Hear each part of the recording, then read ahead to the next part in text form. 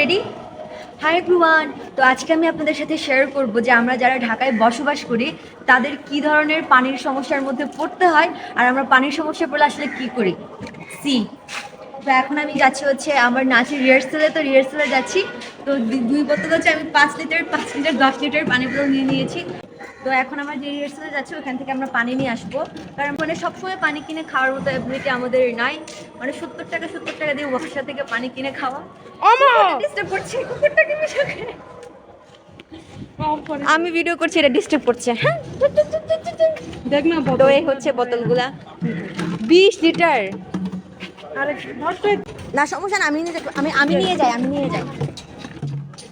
তো এই আমাদের হচ্ছে কষ্ট, তো সামনে হচ্ছে আরো ভিডিও শেয়ার করবো, কথা বলছি। তো এখনকার জন্য এখানে এখন রিক্সা নিব, দেন হচ্ছে আমাদের গন্তব্যে যাবো। বাই। তো আমরা হচ্ছে রিক্সায় উঠেছি, রিক্সা উঠে আমাদের বোতলই হচ্ছে পুরো রিক্সাটা দখল করে নিচ্ছে।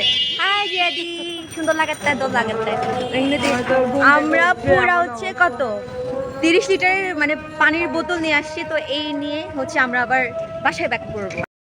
হচ্ছে পানির বোতল 10 লিটার 20 লিটার 30 লিটার 30 লিটার পানির বোতল।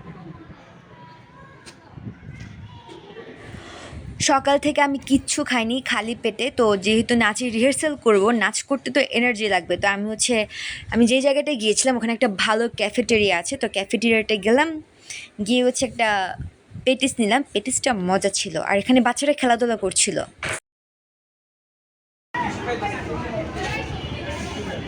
এখন টিস্যু।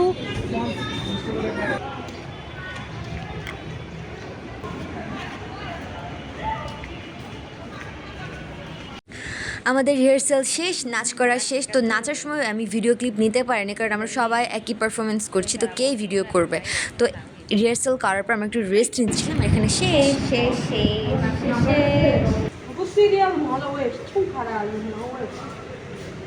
তার জন্য বলছিলাম আসার সময় হচ্ছে যখন আসছি ফ্রি ছিলাম তখন পুরো খালি ছিল, তখনই করতে পারতাম। তো আমাদের রিহার্সাল শেষ করে আমরা বাসায় ফিরার আগে পানি নিতে আসলাম। তো এসেই দেখি এখানে সবাই লাইনে দাঁড়িয়ে আছে পানি নেওয়ার জন্য।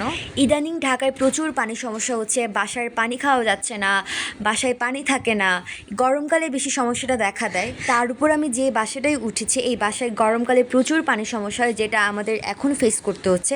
দ্বিতীয়ত এই বাসার পানি মুখেই নেওয়া যায় না, খাওয়াই যায় না, খাওয়ার উপযোগী না। ফুটিয়ে খেলেও হচ্ছে প্রচুর গন্ধ বের হয়। নতুন বাসায় আসার পর আমরা 3-4 মাস পানি কিনে খেয়েছিলাম, কারণ এই পানির কারণেই হচ্ছে অনেকে অসুস্থ হয়ে যাচ্ছে, টাইফয়েড হচ্ছে, জন্ডিস হচ্ছে, মানে নানা রকমের রোগ বলাই হচ্ছে। সুস্থ থাকতে হলে ভালো পানি খাওয়া মাস্ট, কিন্তু সবসময় দোকান থেকে বা ওয়াসা থেকে অর্ডার করে খাওয়া তো পসিবল না। তো আমাদের দূর দূরান্ত থেকে পানি এনে খেতে হয়। তো এটাই হচ্ছে আমাদের কষ্ট, এবং শুধু আমাদের না বা আমার না, ঢাকায় যারা বসবাস করে বা ঢাকায় যারা থাকে পড়াশোনার সুবাদে, তাদের সবারই একই সমস্যা।